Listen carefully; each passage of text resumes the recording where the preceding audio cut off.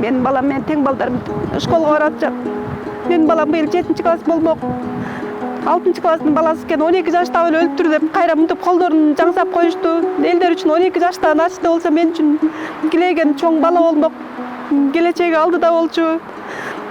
Убакыт өтмөк бир пас эле эр жетип чоңоймок. Атасы көчтү карагандагы мотип ара жолго отуштап.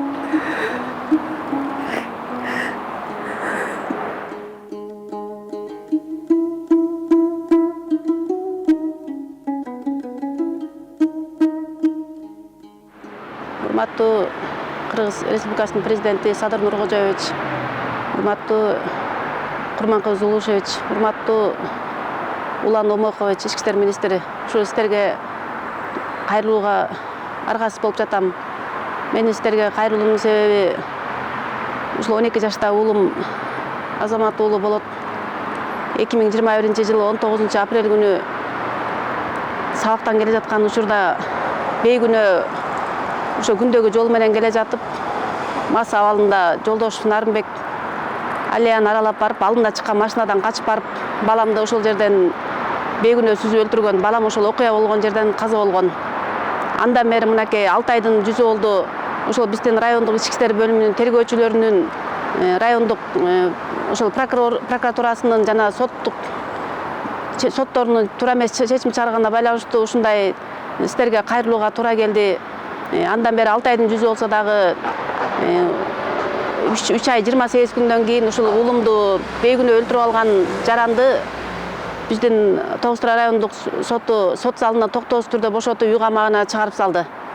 Соттор деген буга чейин деле мен канча жолу барып аттым, прокуратурага чейин барып, мынакей баламдын сумкасын көтөрүп алып, ошол сүзгөн убакта деген ошо балам ушул сумканы бир жаңы эле алып бердим беле, мына монтип айрылган чакты айрылып, мооларынын баары сынып кеткен чекти, сыныктарын кийип биз жолдон таптык.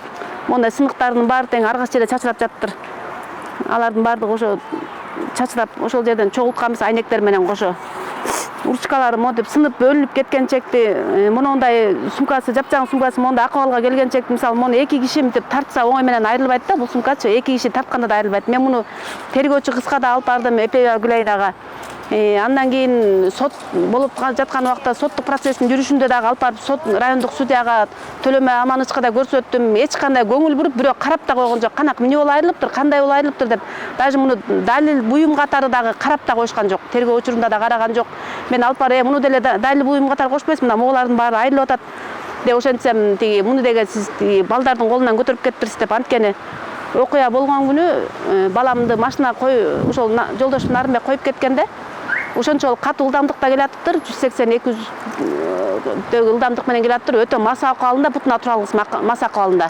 Балдар келаткан аллеядан алдына чыккан машинадан качып барып туруп, ошол баланы келаткан жерден сүзүп кеткенде, сүзүп барып, кайра бала учуп барып асмандап, кайра жерге барып түшкөн. Менин балам менен тең балдарым школга барып атышат. Менин балам быйыл 7-класс болмок. 6-класстын баласы экен, 12 жашта эле өлтүр деп кайра мынтип колдорун жаңсап коюшту. Элдер үчүн 12 жашта начте болсо мен үчүн килеген чоң бала болмок. Келечеги алдыда болчу. Убакыт өтмөк бир пас эле эр жетип чоңоймок.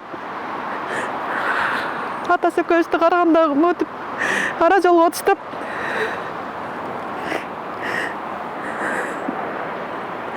Ошондон бери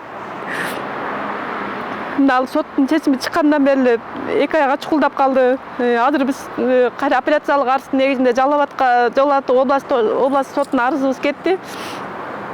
Ал жактан деле мен үмүтүмдү үзө баштадым, чынын айткандачы. Себеби деген баягы карганын көзүн чуркабайт экен. Мурда болсо жалгыз ошо жолдош Нарымбек чуркап атса, азыр туура эмес өкүм чыгаргандар үчүн мисалы соттор кошо чуркашы мүмкүн. Эми бири-бирин ким билет? Мен мисалы карапайыммын, эч кандай эч жерде таанышым жок, эч кандай эч жерде мен туугандарым жок, жогорку кызматта иштегенде эле ошондон пайдаланып мисалы айла жок сиздерге кайрылганга туура келип атам.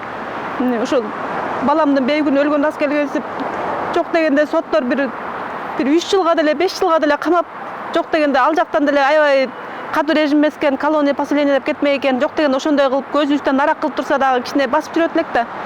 Ушул уулумдун бейгүнөө өлүмүнө себепкер болгон ушул себепкер болгондон да ушул адамды куткарып, ушул жолдош Нарымбекти куткарып жиберген адамдар дагы ошо өзүңүздөрдүн бир мыйзамдуу түрдө чара көрүүңүздөрдү өтүнүп кетет элем.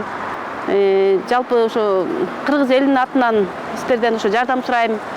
Менин кайрылуумду эгерде ошо көрсөңүздөр көз кырыңыздарды салып жакшы адилеттик менен чечип бергенге жардам бериңиздер.